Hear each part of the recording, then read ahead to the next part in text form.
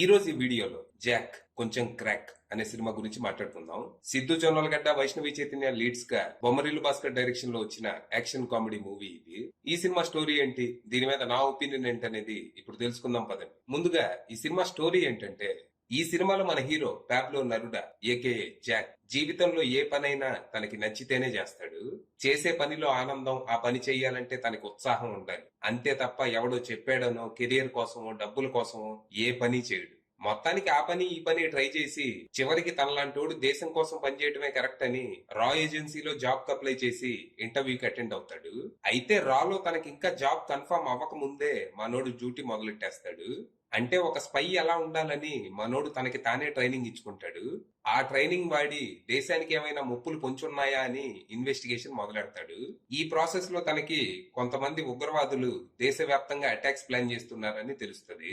దాంతో వాళ్ళని ఎలాగైనా పట్టుకొని ఈ అటాక్స్ ఆపాలనుకుంటాడు. దానికోసం ఒక ప్లాన్ సిద్ధం చేస్తాడు. కానీ ఇక్కడ మనోడికి దేశానికి రక్షణగా ఉండాలి అనే ఆత్రం అయితే ఉంటది గాని అందుకు అవసరమైన ట్రైనింగ్ గాని రిసోర్సెస్ గాని లేకపోవడంతో తను వేసిన ప్లాన్ ఫెయిల్ అయ్యి దేశం ఇంకా రిస్క్ లో పడుతుంది. దాంతో మనోడు ఆ టెర్రరిస్టులతో పాటు రా ఏజెన్సీకి కూడా శత్రువుగా మారతాడు. మరి తర్వాత ఏం జరిగింది? జాక్ వేసిన ప్లాన్ ఏంటి? అది ఎందుకు ఫెయిల్ అయింది? అసలు దేశవ్యాప్తంగా టెర్రరిస్టులు ప్లాన్ చేసిన అటాక్స్ ఏంటి? దీని వెనక ఎవరున్నారు? ఇంతకీ ఈ కథలో అఫ్సానా పోషించిన పాత్ర ఏంటి? చివరికి జాక్ తను చేసిన తప్పు సరిదిద్దుకొని రాలో జాయిన్ అయ్యాడా లేదా అనేది మీరు సినిమా చూసి తెలుసుకోవాలి. ఇక ఈ సినిమా నాకైతే పెద్దగా నచ్చలేదు. ఏదో ఏజెంట్ సినిమాకి కొంచెం పాలిష్డ్ వర్షన్ లా అనిపించింది. సినిమా కాన్సెప్ట్ వరకు పర్లేదు, బానే ఉంది. జీవితంలో ఏ పని చేసినా ఇష్టంతో చెయ్యాలి గాని కష్టంతో కాదు అనుకునే హీరో చివరికి ఒక్కోసారి మనకి నచ్చిన పని చేయడానికి కూడా కష్టపడాల్సి వస్తుందని, దాన్నే బాధ్యత అంటారని ఎలా తెలుసుకున్నాడు అనేదే ఈ సినిమా కాన్సెప్ట్. కానీ ఈ కాన్సెప్ట్ చుట్టూ ఒక generic story, boring screen play, terrible love track రాసుకుని విసుగు తెప్పించేశారు.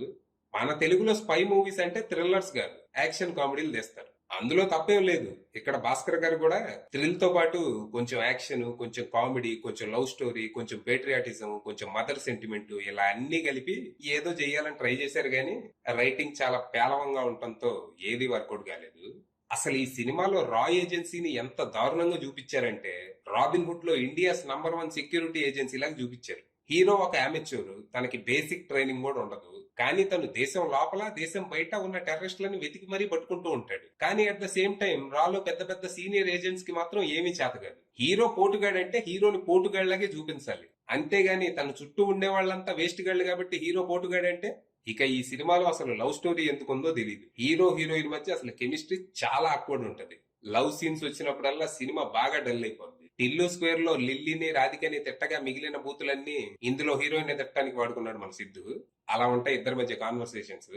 తనే రాశాడు ఆ డైలాగులన్నీ. మరి ఇక ఇందులో ఉన్న విలన్ గురించి ఎంత తక్కువ మాట్లాడుకుంటే అంత మంచిది. అసలు వాడేందో, వాడి ప్లాన్ ఏందో. ఈ సినిమాకున్న ఏకైక plus point Siddhu Jonnalagadda acting. తను ఇంకా టిల్లు హ్యాంగ్ ఓవర్ నుంచి పూర్తిగా బయటికి రాకపోయినా స్క్రీన్ మీద చాలా ఎనర్జెటిక్ గా కనిపించాడు. తను సినిమా అంతా మాట్లాడుతూనే ఉంటాడు కాబట్టి నిద్రపోయే అవకాశం రాలేదు గాని, ఒకవేళ ఇందులో హీరోగా సిద్ధు కాకుండా ఇంకెవరైనా చేసుంటే అవుట్పుట్ ఇంకా వరస్ట్ ఉండేదేమో. ఇక వైష్ణవి చైతన్య జస్ట్ ఓకే అనిపించింది. తనకి పెద్దగా చేయటానికి ఏమీ లేదు. అయినా తన ఫేస్ కి వాయిస్ కి సంబంధం లేదేందో. ఇక సీనియర్ రా ఏజెంట్ గా ప్రకాష్ రాజ్ గారికి ఫుల్ లెంత్ రోల్ అయితే దక్కింది కానీ ఆయన క్యారెక్టర్ మాత్రం చాలా సిల్లీగా ఉంటది. కొన్నిసార్లు అంత పెద్ద పొజిషన్ లో ఉన్న ఆఫీసర్ ఎలా బిహేవ్ చేస్తాడా అనిపిస్తుంది. ఇక సినిమాలో మిగిలిన ఆర్టిస్టులంతా డైరెక్టర్ ఏం చెప్తే అది చేశారు. ఇక అచ్చు అందించిన పాటలు చిరాకు తెప్పించగా శామ్ సిఎస్ అందించిన బ్యాక్గ్రౌండ్ స్కోర్ కూడా పాటలతో పోటీ పడింది. విజయ్ చక్రవర్తి అందించిన సినిమాటోగ్రఫీ పర్లేదు అనిపించగా ఎడిటింగ్ అండ్ ప్రొడక్షన్ వాల్యూస్ అట్టట్టా ఉన్నాయి. ఇక డైరెక్టర్ బొమ్మరిల్లు భాస్కర్ విషయానికి వస్తే, నేనైతే అసలు ఈ సినిమా తీసింది భాస్కరేనా అని షాక్ అయ్యాను. రైటర్ గా, డైరెక్టర్ గా కంప్లీట్ గా ఫెయిల్ అయ్యారు. కనీసం హీరో హీరోయిన్ మధ్య కెమిస్ట్రీ ఉందా లేదా అనేది కూడా ఆయనకు అర్థం కాలేదంటే ఏం ఆలోచించుకొని చేశారో మరి సినిమా.